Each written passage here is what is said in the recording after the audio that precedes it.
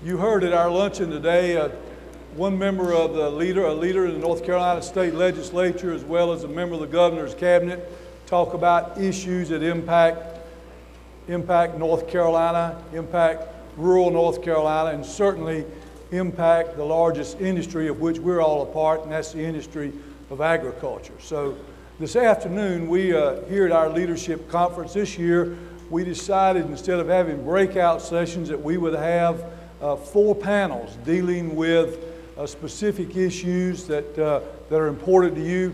And certainly we wanted a professional to moderate these panels, to ask the questions, to work with our panelists, experts on North Carolina agriculture, and the public policies that impact North Carolina.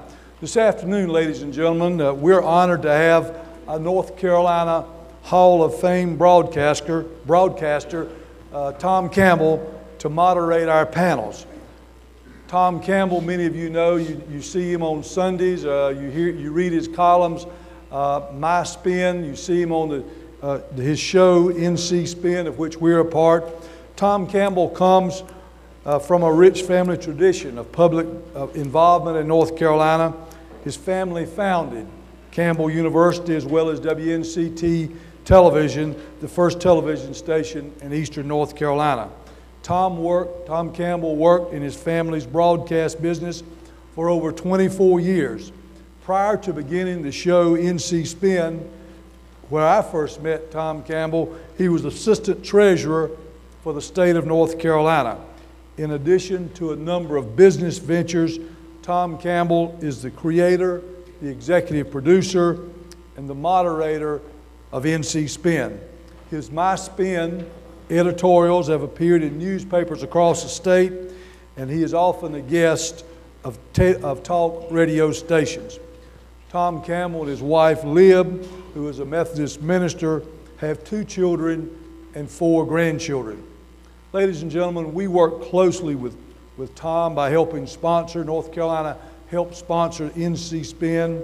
And we work with Tom on various public policy forums on issues that impact our state. Tom Campbell, I thank you once again for working with Farm Bureau, and I thank you for the service that you render to our state and for helping to educate our leadership here this afternoon. Ladies and gentlemen, let's welcome Tom Campbell. Thank you, Larry. And I want to add my welcome to all of you who are here today as a person who's involved in the discussion of public policy issues across North Carolina.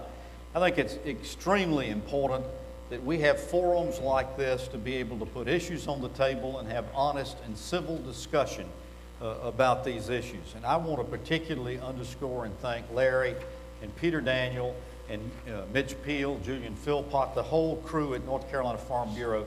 Folks, I got to tell you, this is one of the premier organizations in North Carolina, and I know you know that, but when you sit where I sit and you have an opportunity to be able to watch organizations that are working on behalf of other groups, professions across the state, you really come to recognize and appreciate the professionalism, the dedication, the hard work, and the smarts that the Farm Bureau has. And it's a genuine pleasure and it's an honor for me to be here and working with you today. I'll have to tell you as a quick aside, my family is right now at Disneyland, Disney World in Orlando, Florida. And I got up this morning at 3 o'clock to get on a plane to come up here.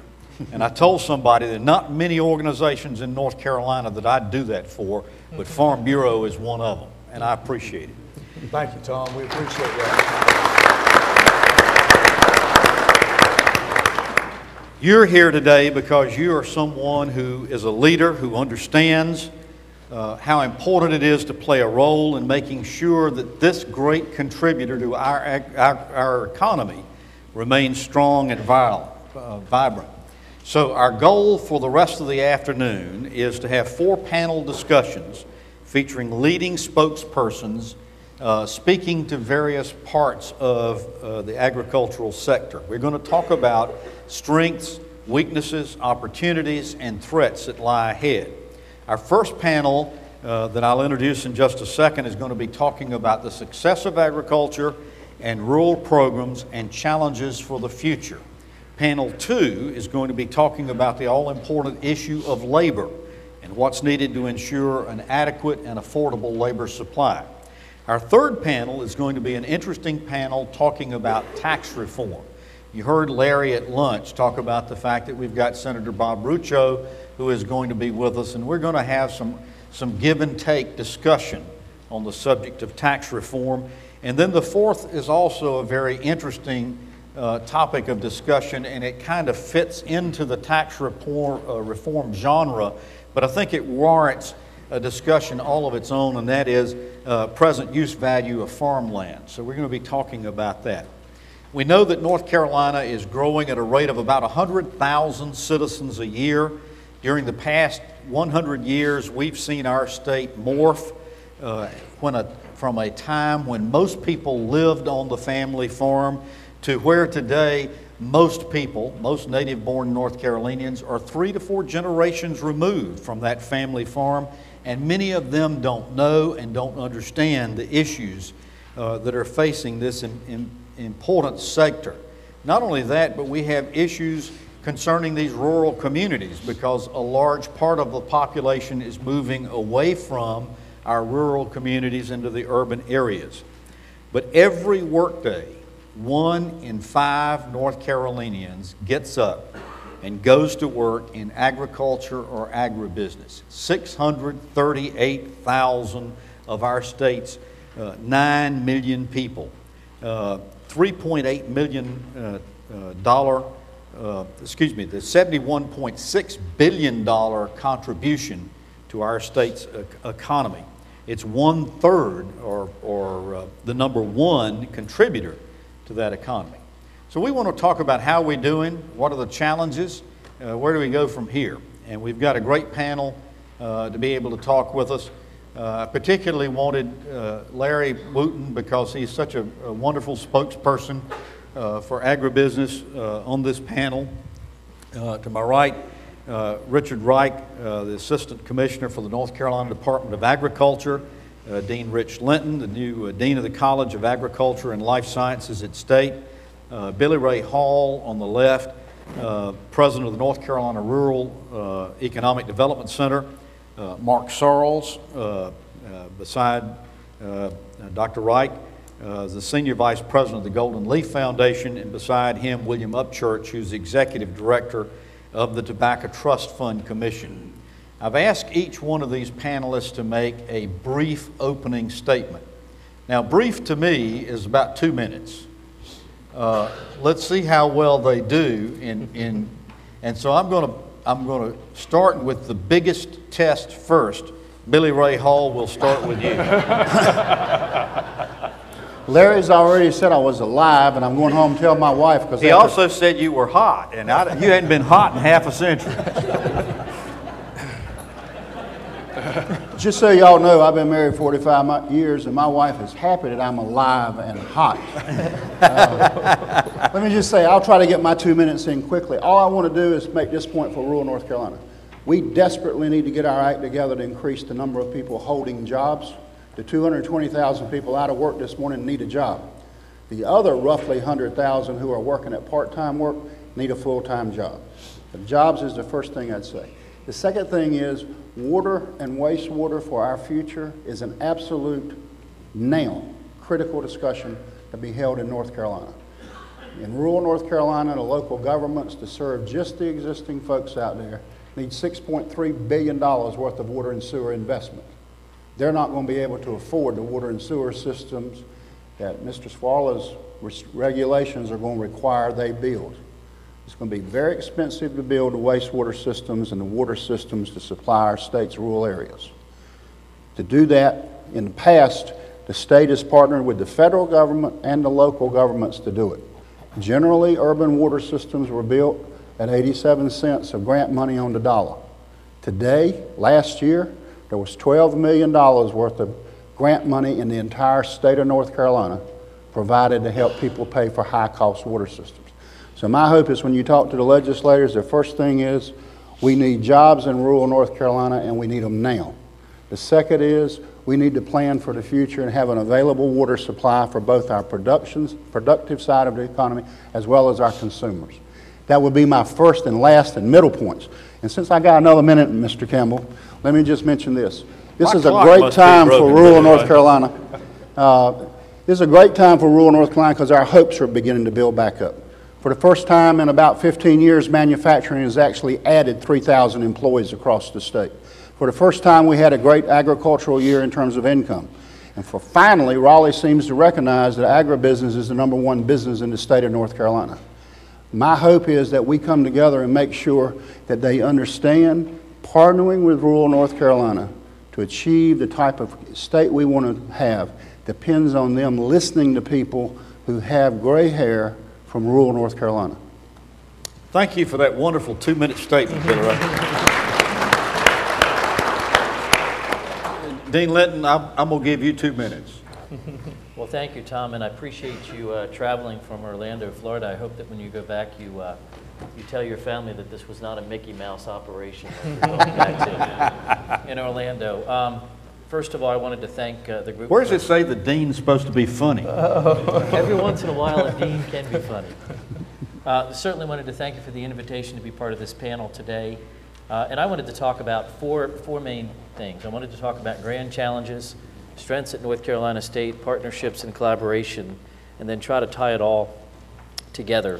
These are some of the grand challenges that we have before us. A growing population. We've already talked about a population growing to 9 billion by the year 2050.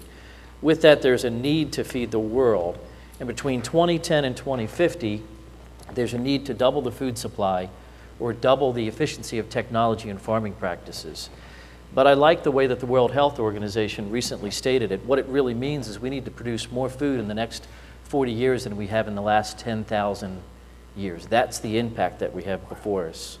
Our state is becoming much more urbanized, one of the fastest in the U.S. to do so, and at the same time we're losing more land to farming, much faster than many other states that surround us.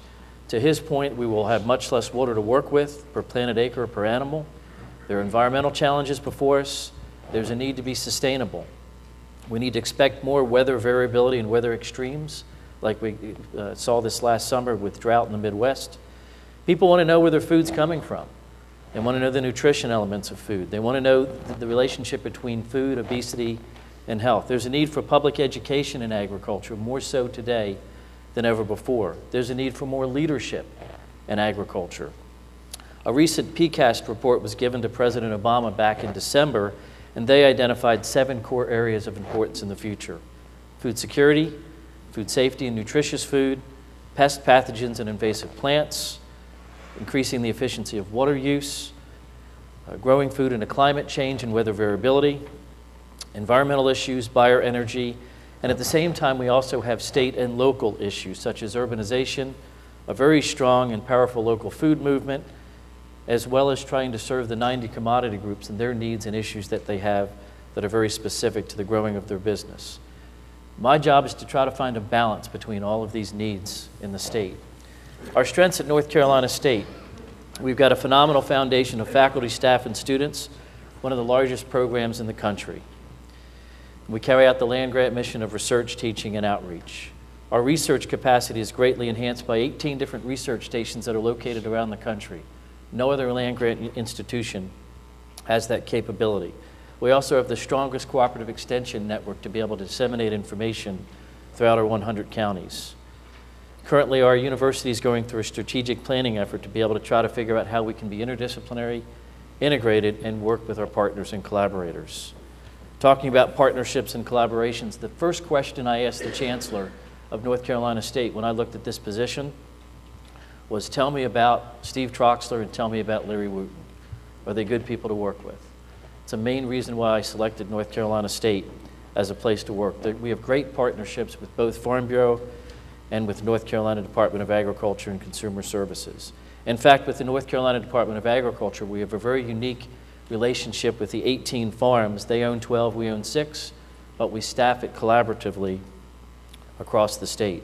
We also have partnerships with North Carolina A&T State University and partnerships and leadership around the state with all of our stakeholder groups.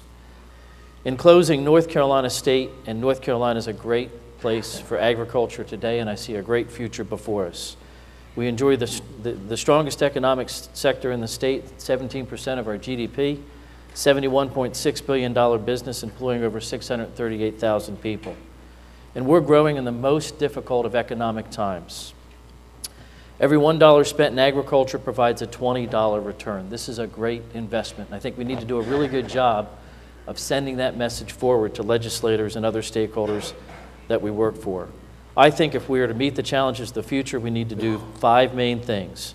Be more productive in the plants and animals that we watch over, find the balance that makes sense relative to agriculture products, and set priorities that will help make us grow as a state. Be sure that we're producing students and employees that will be needed for a growing agriculture economy. Be more efficient with the technology that we design and use, and most importantly, we've got to work together. Thank you. Thank you, Dean. Let's switch all the way down over the far side. And I'm going to call on William Upchurch, who is the Executive Director of the Tobacco Trust Fund Commission. William? Thank you. I think it's well said by the first two, Billy Ray and Dean Linton, about the needs out there in North Carolina. Our organization was created back in 2001 to try to help North Carolina go through the transition from what was a traditionally tobacco-dependent economy. And we've had the privilege over the years to fund several good grants to help stimulate what we call the ag economy, which is very important to the rural sectors. One thing that we think is a pivotal moment that's going to be coming up with our farmers, as y'all all well know, we've received some form of payments over the years to help with this transition, and the tobacco buyout payments, of course, will be coming to a close next year. So we're in a unique situation that with North Carolina, the ag industry being #1 in the state, we need to continue to invest our monies and support growing our ag industry through job creation, research, marketing, education, and other needs. One of the critical challenges that we feel from a funding standpoint is the availability of funds. If you've got the #1 industry in the state, obviously you need to be supporting that #1 industry, and we feel it's very critical to have funding available at the state level to support various projects such as what Billy Ray and Dean Linton and I'm sure others will share. Very good, William.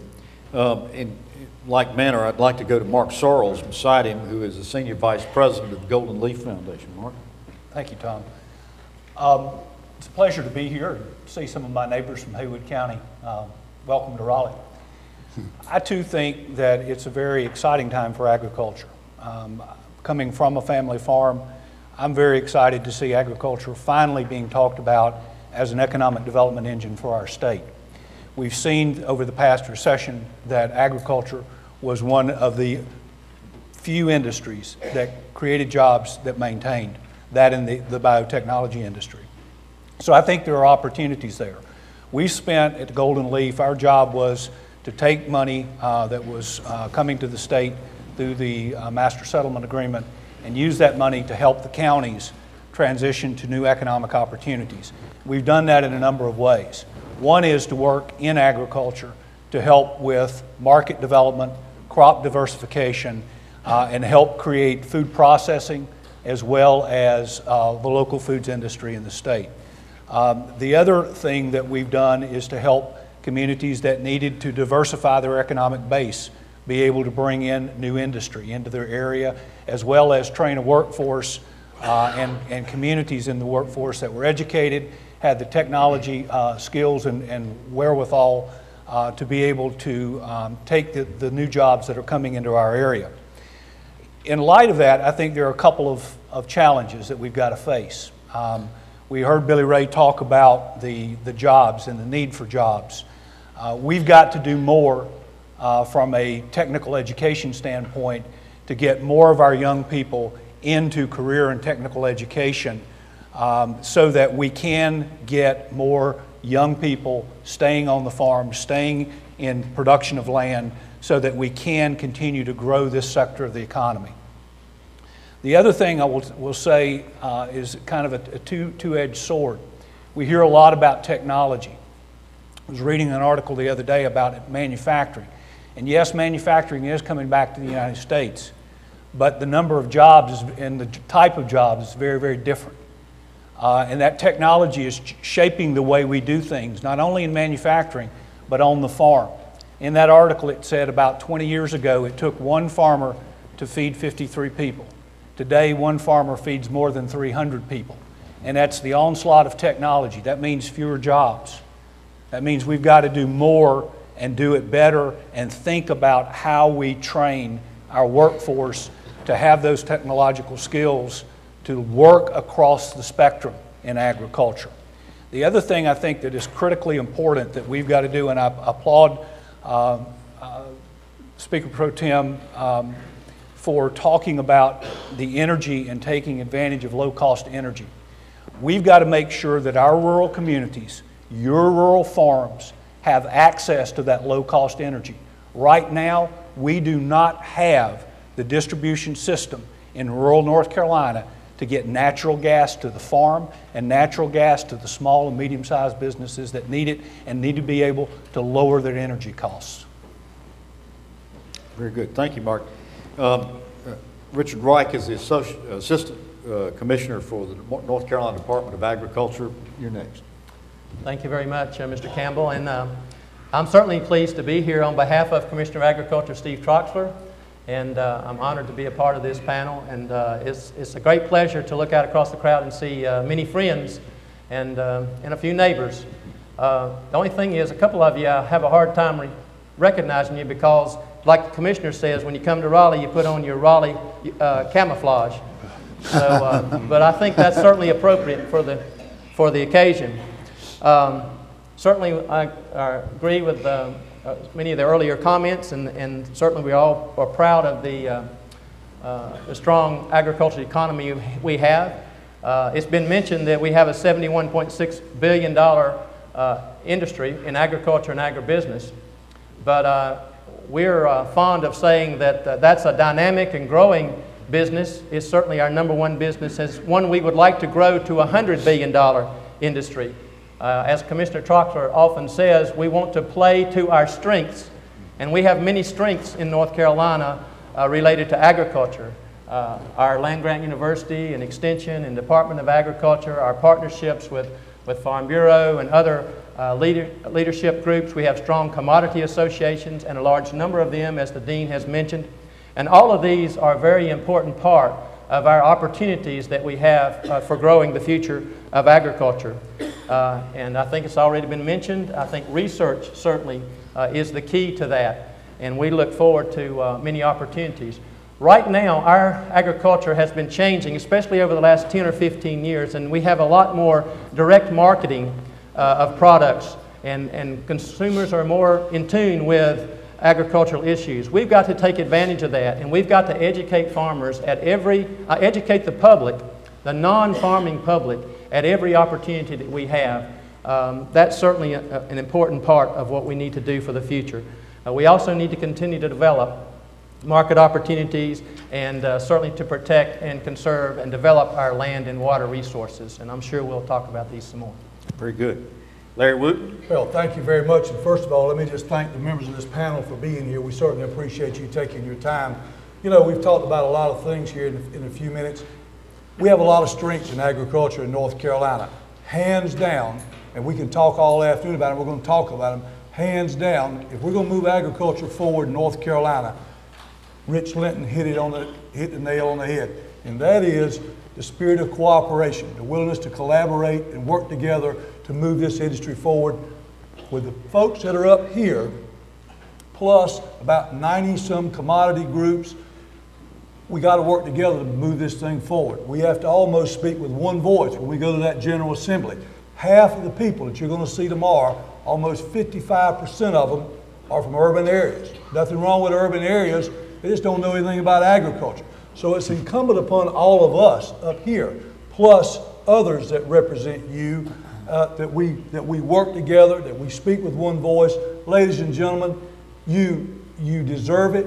You ought to demand it, that people that represent you, while you're planting and plowing and doing the things that we have to do, you have to do every day to make a living, you ought to demand that those of us, whether it be staff of the Farm Bureau, staff of the Rural Center, Extension folks, Department of Agriculture, we work closely every day with all of these folks. You ought to demand that we work together for for the benefit of agriculture and your livelihoods. Thank you, Tom. I want to start off by asking a question that you alluded to a little bit earlier. When we had redistricting in 2010, what we saw was the results of all of the population shifts that have taken place over the last decade or so in North Carolina. Folks, for the first time in many of our memory, we don't have a governor that resides from east of I-95. We have lost in rural communities in North Carolina many of our legislators due to population shifts. I think it would be a fair statement to make that rural North Carolina, Billy Ray, I'll address this to you because you live and breathe this stuff. Rural North Carolina has lost clout in our legislature. We've got 60%, roughly 60% of the legislators are either first-termers or second-termers, and most of them come from the urban areas. A larger percentage of them come from the urban areas. How big a problem is this, Billy Ray? I don't know how you measure the size of the problem whenever you go to talk to someone about something they don't know about. If you walk into a legislator's office and talk about farming and they have no concept of farming, how do you get them to appreciate that farming is critical to the economy? Let's take an example. You live in Charlotte, you go to the grocery store to get your food, you assume that everything that happens in the rural parts are what you see driving down to the coast for the weekend or to the mountains for the weekend. And so you don't understand the day-to-day making a living, and you don't understand those communities that grew out of farming and now grew out of manufacturing married to farming. And so starting that effort to bring those folks to an understanding is a critical mass, and I think it's going to be a challenge to all of us, that the new rules that will be made, the great intentions that come to Raleigh to reduce regulations and improve our economy, I think are just that right now, great intentions. That's why I used the term a while ago, white hair. I think it's awfully, awfully important that we figure out a way to get our message into their discussions and into their decision making. If you make a quick decision at an agency about improving a particular thing, you go for the biggest impact, that's in the urban area. What we've got to understand is this is one state and we build on top of it. I want to go back to Charlotte for a minute. I wonder how many people in the room know that Frito-Lay is one of the major employers in Mecklenburg County. How many people know that we process $21 billion worth of foods every year in North Carolina and produce them and send them out for folks to eat? And that the opportunity there for that to go to 50 billion is great. So, let me back up. I think our challenge is there. I think they've opened their committees and their meetings to hear from us. Tomorrow, I think you'll get good receptions. But I think it's extremely important that they understand the decision they make will or will not improve the rural lifestyle. And certainly my bosses, Larry Wooten and Faylene Whitaker, who are sitting here, are very articulate at taking that case. But let me remind you, they all go home on the weekend. If you're not taking advantage of the opportunity to go explain to them what it's like to live in rural North Carolina and to convey, for them to take the message to the rest of the legislature, then don't anticipate the legislation being favorable to our future. Yeah, I was going to ask Billy Ray, I was going to ask both Larry and Richard, if there was ever a time when the voice of agriculture is important in that legislature, would you agree with me that it's right now? Absolutely critical to take advantage. I think not only there's more than 100 of our legislators are in their first or second term, but about 60 of them are brand new in their role, about 60 out of 170. So that is a great opportunity to focus on education. And the best thing you can do is tell them your story. Tell them about your personal. You don't have to try to find a significant thing in somewhere. Tell them why it's important to you, why it's important to your community, and what agriculture does for your community and for the state. Yeah, the only thing I could add to what Richard said is certainly that's one of the reasons we spend, as an organization, our membership, our board of directors appropriate money to have conferences such as this to avail the opportunity for our leaders, local leaders, to go down and meet with the members of the General Assembly. And certainly, I say it all the time, particularly to our young farmer groups all over the state, we've got to continue to, one of the greatest challenges we have is one commodity that's never an oversupply, and that's the commodity of leadership. And that's the reason we talk about leadership through our Young Farmer program, through our LEAD program, because we've got to have leadership for agriculture going forward. I want to go back to another point. Our women's program, I don't want to leave the women's program out. Smart boy. Politically correct. All right. Richard, I want to talk about this because candidly, it didn't dawn on me until the other day. We got 2% roughly of our population living on a farm, working in agribusiness, and the other 98% are actually electing our Commissioner of Agriculture. Now, there's a disconnect here to me somewhere. I mean, if you look at it, there's 14 urban counties in North Carolina that can elect any office in the state. What does this say to you? Well, I think it says that it's very important that we continue to work actively to educate 100% of the population about the importance of agriculture. You mentioned earlier, it may be only 2% that's doing most of the production, but close to 1 in 5, as you mentioned earlier, actually depend on agriculture, and that the agriculture and agribusiness, which is the broader form of it, all the way through manufacturing and distribution and any aspect of the agricultural system. But certainly our elected commissioner is responsible and accountable and reports to all of the people. And I think that's really our best situation, to have a strong leader who is responsible to all of the people. I guess the fact that we have more and more consumers that are visiting the farms. They're going to more than 200 farmers markets. They're going to more than 400 pick-your-own operations. They're going to close to 600 agritourism activities and operations across the state. We have over 800 meat handlers, certified or registered meat handlers in the state. All of these people have connections with consumers every day. And if we can help them see the bigger picture and see how we're all interdependent, and how by buying local and working together, we'll have a strong agriculture, I think our commissioner, elected commissioner, works very well. All right, I want to go, Dean Linton, I want to go back to something that you said earlier. You talked about the grand challenge that was ahead of us. If the statistics that I just heard a few minutes ago, 20 years ago, a farmer fed 53 people, today they're feeding 200 people. We are growing in demand and population to the point where research and agricultural technology are just becoming more and more important.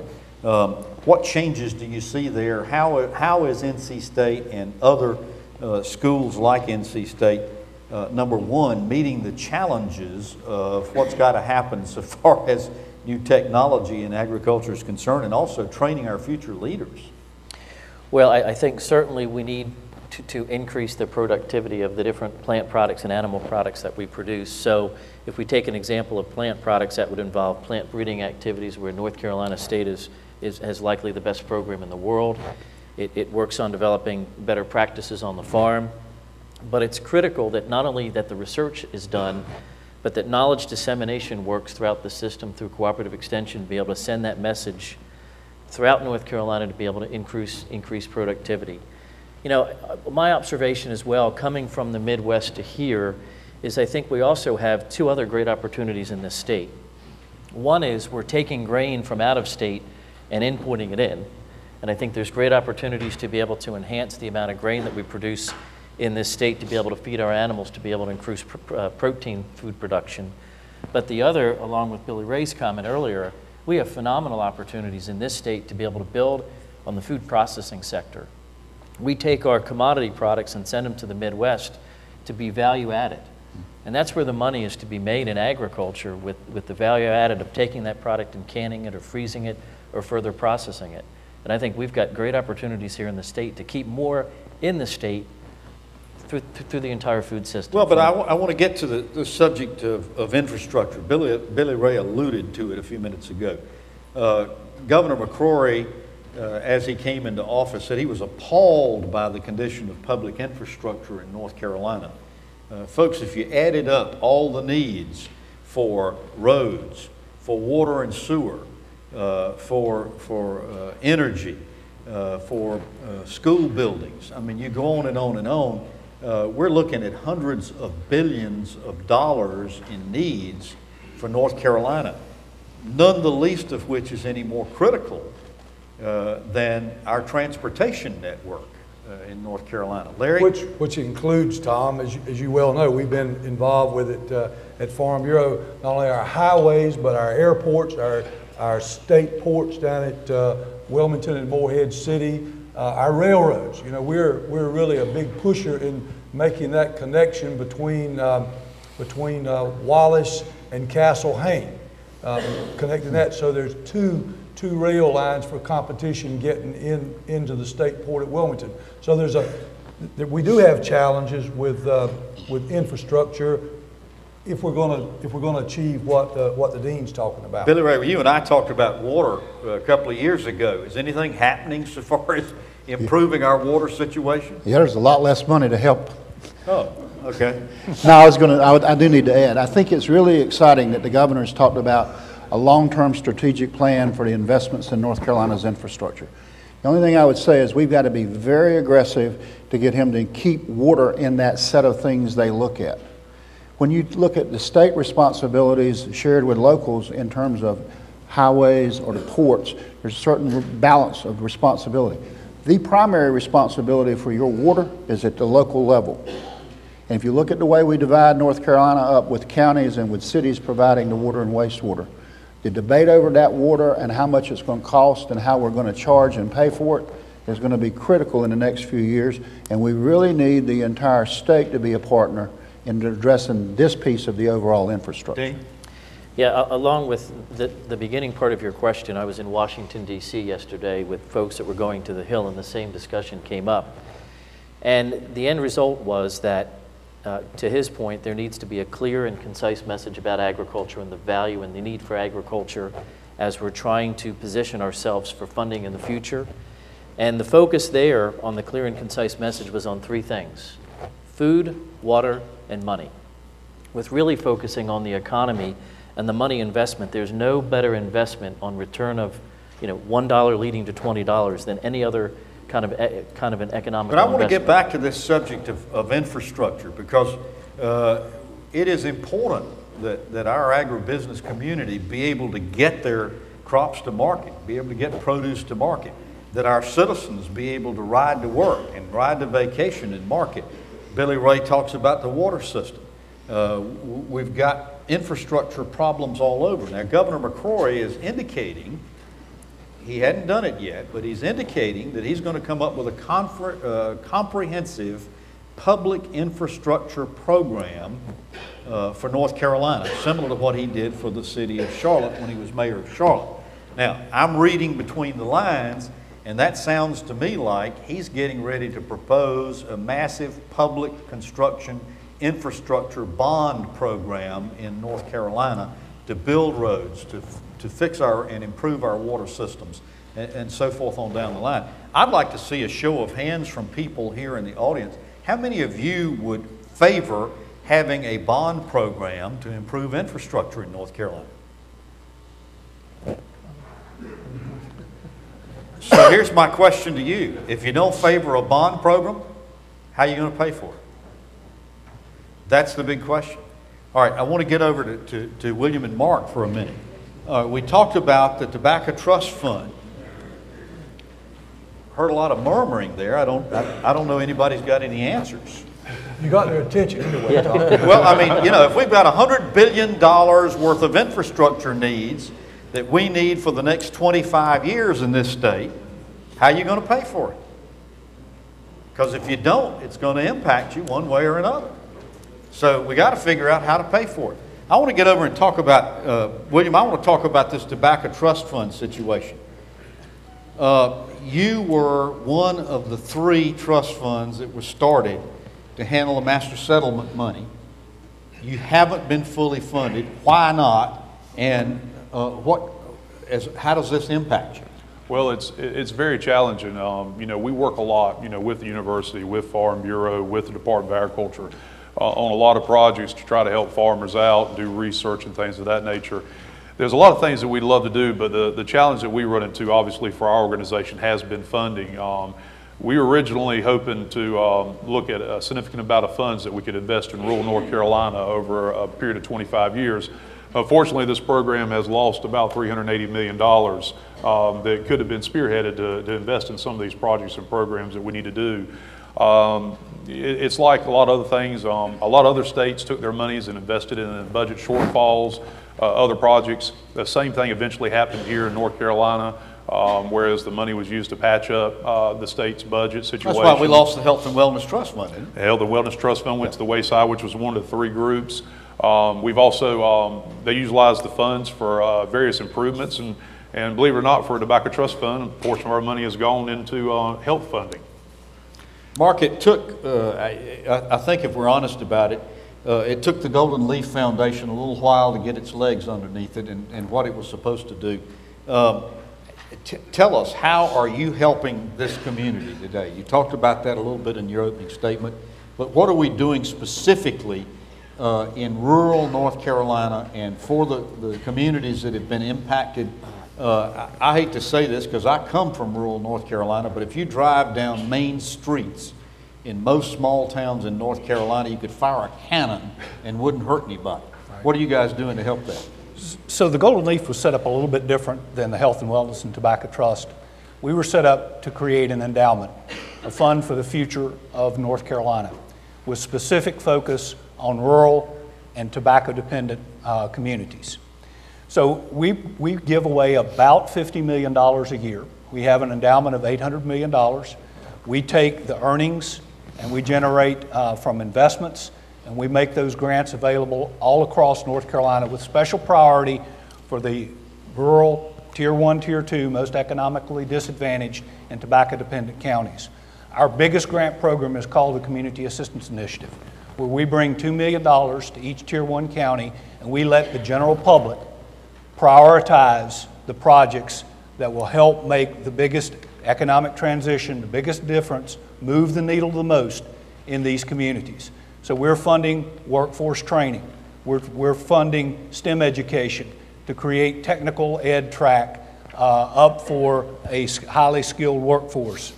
We're funding sewer and water. We're funding agriculture in Western North Carolina. The Cattlemen's Association, there were 3,000 cattlemen that were having to take their cattle outside of North Carolina to be able to sell those cattle. The transportation cost, the loss of weight from that stress was costing them money. With the Tobacco Trust Fund, with the Rural Center, with the Department of Agriculture, we band together, work with that group. We put in a state-of-the-art livestock market there, and now those producers have a market in state that they can sell their cattle on a weekly basis rather than having to take them out of state. We've done also a lot of market development in the area of helping farmers in the Yadkin Valley region transition to the wine and grape industry, a new crop for the area. We have done a lot of work in eastern North Carolina where we had the Sweet Potato Commission came and said the average consumption of sweet potatoes is about a pound per person.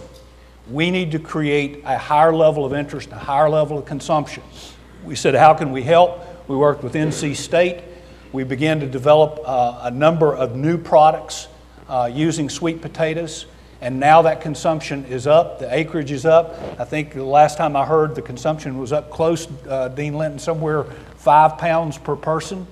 The acreage is up, and now we're beginning to look at and see, instead of taking our sweet potatoes and sending them to the Northeast or Canada or Midwest for processing, we're beginning to see some processing opportunities for that to happen in state in North Carolina. So we're working, but again, I go back to Larry's comment, it takes cooperation among all of us because there are limited resources, there's lots of work to do, and we've all got to be united in working toward that common goal. Keep this state agriculture #1 in this state.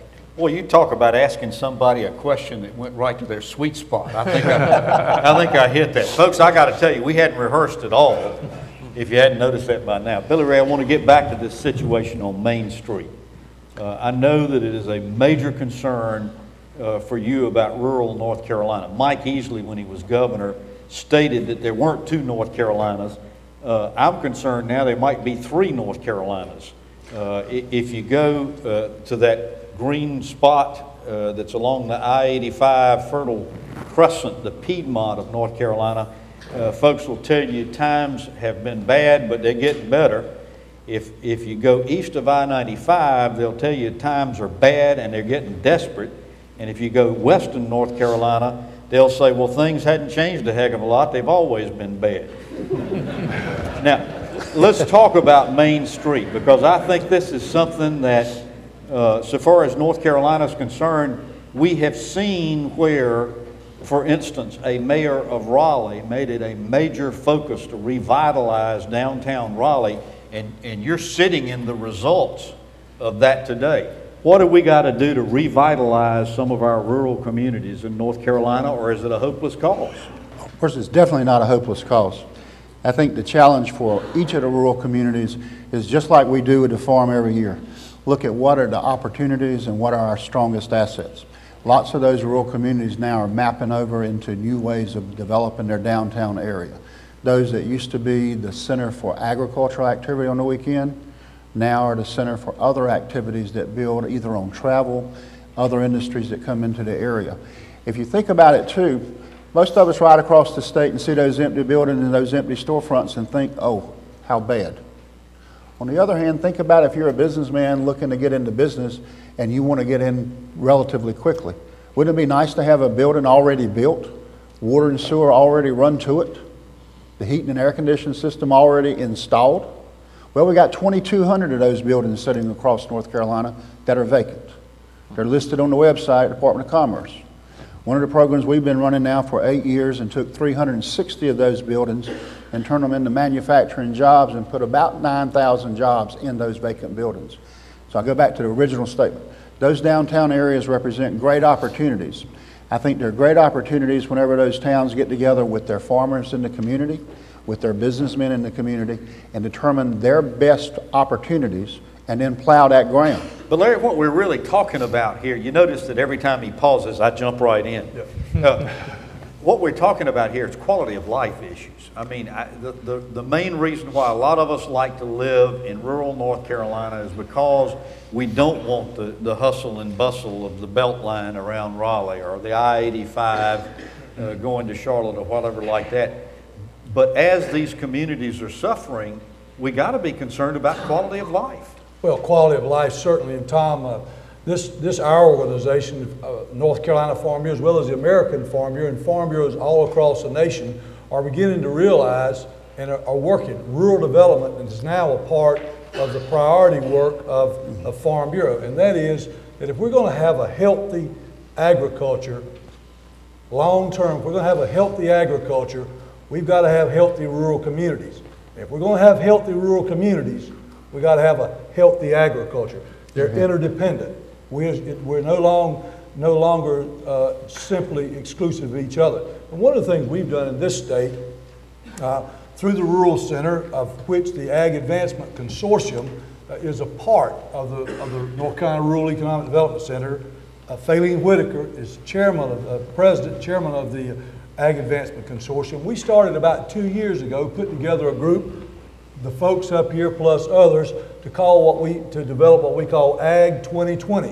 What is agriculture going to look like in North Carolina by the year 2020? And we put together working groups where those working groups are meeting. We're talking about a lot of the issues that Dean Linton mentioned, from not only rural development, but quality of life issues, but transportation, energy, infrastructure, grain.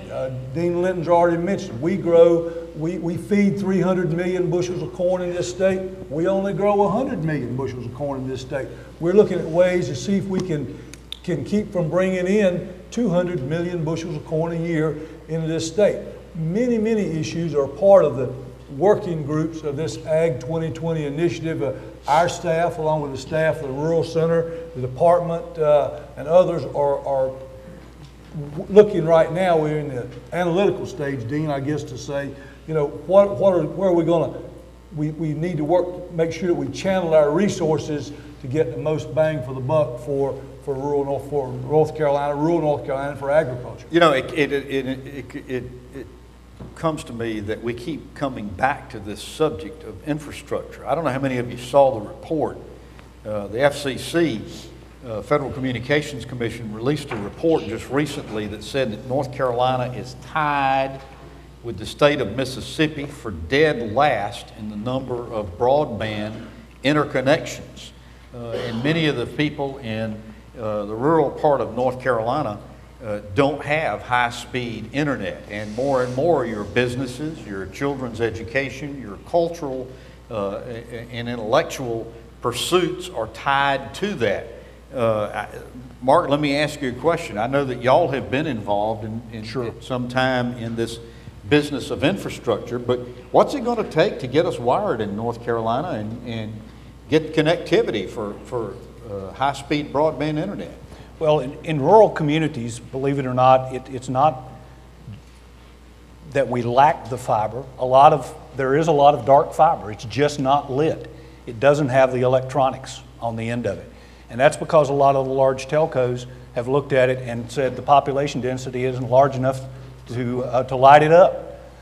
So with NCDA&CS, through the RAAI funding from the federal government, Golden Leaf put up $24 million to bring an additional $85 million into the state to develop a broadband loop around the state that would create access, the middle mile, which is the most expensive mile to construct, of broadband all across our state. I think there's 1,690 miles of fiber now that's being laid. Much of it is complete. It's supposed to be complete in the next 12 to 18 months. Now, one important key to that is NCDA&CS owns that fiber. They've connected over 1,000 anchor institutions like your public schools, your libraries, your community colleges that did not have broadband and internet access. Those are hooked up, those are wired, those are ready to go for education. But what do we do for the last mile user? Those of you that are sitting at homes that have at best dial-up. Well, one of the things that they're doing is each strand of fiber has 144 strands in it. They need only a portion of those strands to be able to serve the public need. The remainder of those, they're selling them at a deep discount rate to these small companies and telcos to be able to extend that out into the rural areas. They're also working on things like wireless mesh and satellite systems now. So we're at the cusp, Tom, of being able to really drive some of that home. Yeah, but Mark, it's just taking too doggone long. I got a place down in Pamlico County, and I saw the cable guy down there not long ago. I said, when do you think you're going to be able to get me high-speed internet down here? And he said, how old are you? Well, and I agree, but part of that is educating the public, and Billy Ray had housed the Rural Internet Access Authority, or E-Authority, for years, is getting the take rate up. If you don't have people using the fiber, they're not going to light the fiber. So one of the things that we've done at Golden Leaf is really begun to put devices for educational purposes in the hands of all students and all teachers in these rural communities, so that students in the high school are using and have a device, a laptop computer, that they are using for educational purposes, and it's 24/7 access. And we talk about education. The National Superintendent of the Year just came out of the Mooresville graded school system right near Charlotte, a little small school system, 6,500 kids, and you know what he did? He put laptops in the hands of every single one of them and taught the teachers how to use it. That's exactly right. All right, I want to let's go down the road here. I want you to get your crystal balls out. We've heard a lot about the state of agriculture today. Richard, I'm going to start with you. Get your crystal ball out. Tell me what's the future of agriculture. Where are we going to be in 5 years, 10 years, 15 years? And you got 30 seconds. Well, certainly our intent is to grow agriculture, to grow our exports, which are now about $5 billion. We would like to double those exports in the next 5 to 10 years, and I think we can do that. And that infrastructure and some of these other issues will help. We will increase our infrastructure for agriculture on the farm with things like AgRAP, which is the Agriculture Water Resource Assistance Program. We will have more farms protected. We will have stronger direct markets, and building the Got to Be NC program, and building our Got to Be NC program on the local basis, on the national basis, and for exports as well. We'll continue to produce more grain than we have in the past, and that grain will come from opportunities with small grain, and hopefully the grain sorghum project is off to a good start. We've produced about 70,000 acres of grain sorghum in North Carolina this year, and we've gone from about 5,000. The other thing that's happening is a number of emerging new crops. I mentioned the grain sorghum. That's one of those. We have a clary sage in the east, which has increased dramatically in recent years. We have experimental plantings of stevia, which is a natural sweetener that looks promising if we can get some weed control options sorted out for growers. We have the emergence of the rapeseed project, which we've gone from 5 years ago probably having little or none up to about 15 or 16,000 acres. I think our agriculture is going to be even more diverse. It's going to continue to grow, and we're going to have exciting opportunities for our farmers. All right, Mark, we'll go to you next. So I think there are several opportunities. One, I think, is in food processing. I think we're going to be much more focused on processing our food at home, being close to markets. It costs a lot of money to put those sweet potatoes in a truck, transport them to Canada, turn them into French fries, and bring them back to the East Coast for distribution.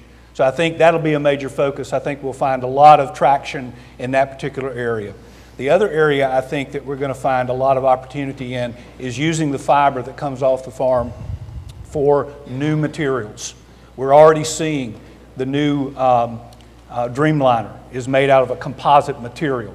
We're already seeing experimentation with a company in North Carolina that's replacing our plastic bottles that our vitamins come in with product that is coming off the farm. Are they going to help us open them easier? I'm hopeful those caps will be easier too. But those are some things I think we'll see, and I continue to see this local foods initiative really driving home. The Department of Agriculture, NC State, has really been focused on that. In the western North Carolina, the first evidence that we saw surveying the results through a group called Appalachian Sustainable Agriculture. It was a $15 million initiative as it started. The last year when they saw it going into the direct markets, it was $64 million in that small community. So I really think that is another opportunity that we see. Those are three things that I would point to. All right, William? Well, without question, I think agriculture in North Carolina is going to be successful in the future. Flipping it a little bit in a different direction, I think some of the challenges that we've got to deal with. I'm going to get to challenges in a minute. Let's just deal with the future. Just deal with the future. Well, I think the future is that we are going to have to deal with being energy efficient, input cost efficient. I think we're going to have to deal with labor issues. I think there's a few things as we work towards being successful in agriculture, we're going to have to get some controls on. One of the wonderful things, though, in North Carolina, we're the third most diversified state in the United States, and that allows a lot of opportunities. The dynamics of the future means that what we're growing today, we may not be growing tomorrow, but I'm confident we'll be growing something. And of course, keeping our focus on that land stays in rural use and doesn't become over-urbanized. All right. Good. Billy Ray? I remember what happened to most of the prophets in the Bible. They killed them. So I want to be careful. My prophecy is fairly straightforward. Since I got asked this question, I jotted down. First of all, we'll go from around 50,000 farmers in the state to over 60,000. Because of research and the ability of our extension service to reach out and work with farmers, they'll produce not $10.5 billion worth of product, but $15 billion worth of product on the farm. The agribusiness industry will go from $71.5 to $100 billion industry thanks to the favorable state policies to rebuild and to increase the growth of our agribusiness industry. And finally, all the parents that are in the room that have children will be telling their children, yes, you can go into agribusiness in the future. Not to one child you can get the farm, and the rest of you got to go to the city. All right. Yeah, because we're sending some crazy messages to some of our children, if you stop and think about it. We're telling them, in essence, hard work is not okay. You're supposed to manage the work. And yet, the reality is, there are not that many other management jobs out there. We're going to talk about labor in a few minutes. Dean, what's the crystal ball look like? So I think by 2025, I think we're actually a $120 billion business. I think we've got a capacity. Well, here 130. I think to be able to get there, we need to start thinking and working more horizontally than vertically. That means that we need to work more as interdisciplinary teams on campus, but we've got to do a better job of working with our regulatory stakeholders, our industry stakeholders, and getting our industry stakeholders to work together as a unified force.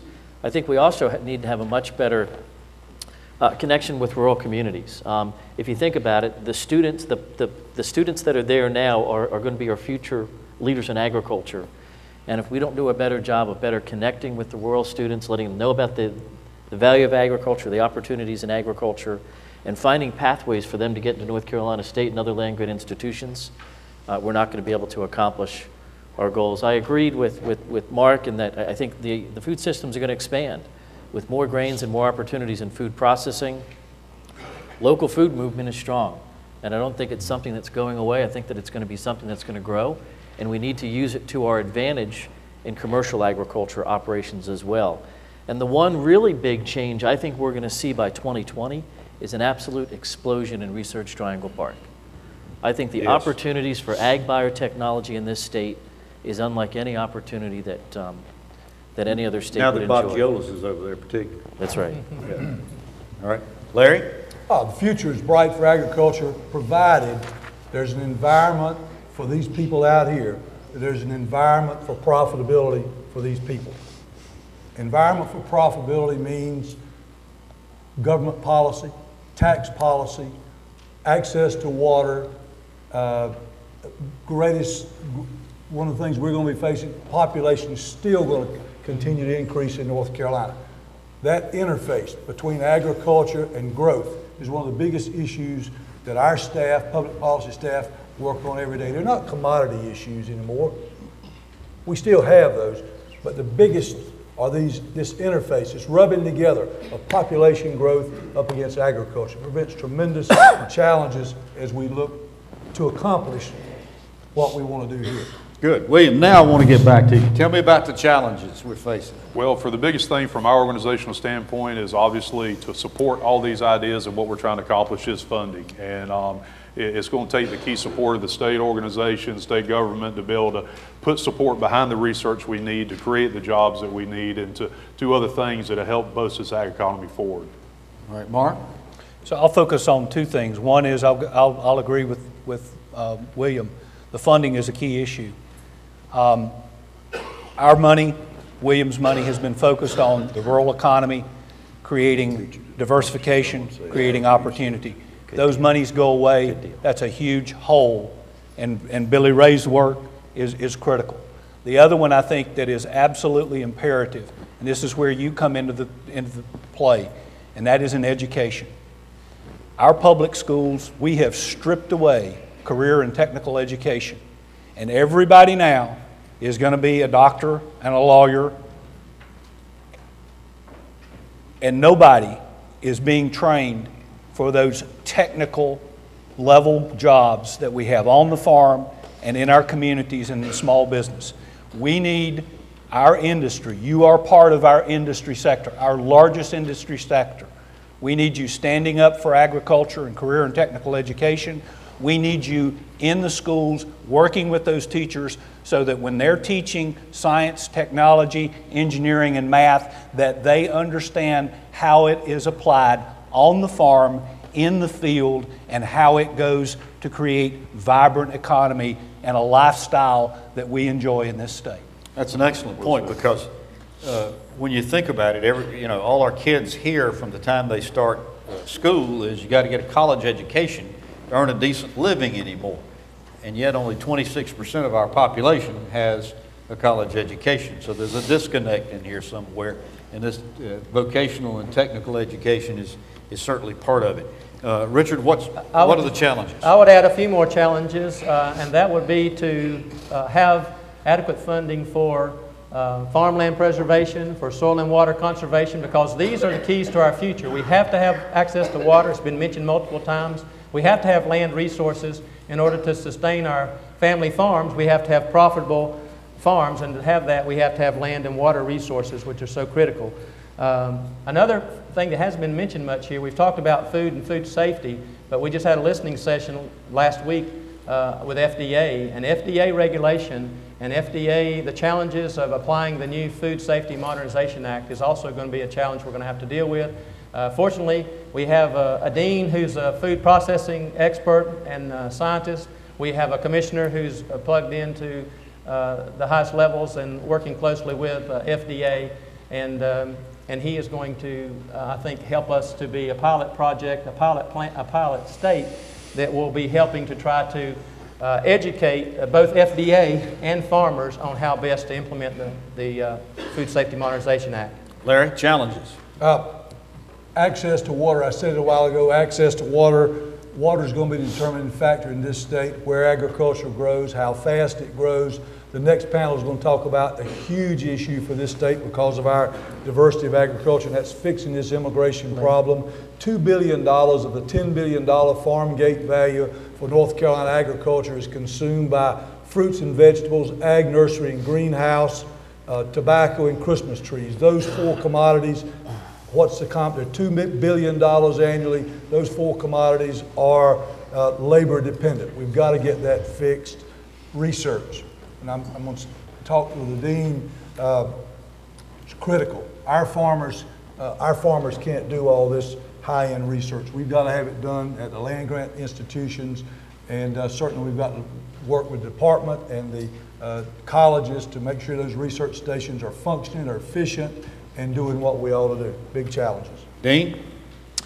We got to feed more people. We've got enhanced regulations. We've got pressure of urbanization. We've got pressure from environmental concerns, and we've got pressure surrounding sustainability. These will all be big issues with less land, less water, and less funding to work with. I think the need for better public education needs to extend not only from K through 12, but all the way through primary, secondary, and college education. Billy Ray? My sense is, I'd love to have been there whenever the group in Washington was talking about rural areas not having electricity, and try to remember how that came together, that they developed a political will to address that need. I'd love to have been sitting in the room in Governor Rogers' office when the group came and talked about forming a research triangle park, and they developed the political will to do it. I think the real challenge is what we've already said. We have a great state. We wouldn't be here if we didn't love it. We have great resources and a great university system, community colleges. The real question in my mind is, do we have the political will to come together and work together to build this state and burgeon what is within us, or do we burgeon a piece of what some subgroup wants to develop? My sense is most North Carolinians want to be proud of North Carolina, and they want our leaders to step up and involve us in making it a better state. I don't know if we're ready to do that or not. Very good. I want you to thank Billy Ray Hall, Dean Rich Linton, Larry Wooten, Richard Reich, Mark Searles, and William Upchurch. This was a great panel discussion. I hope you enjoyed it. Thank you.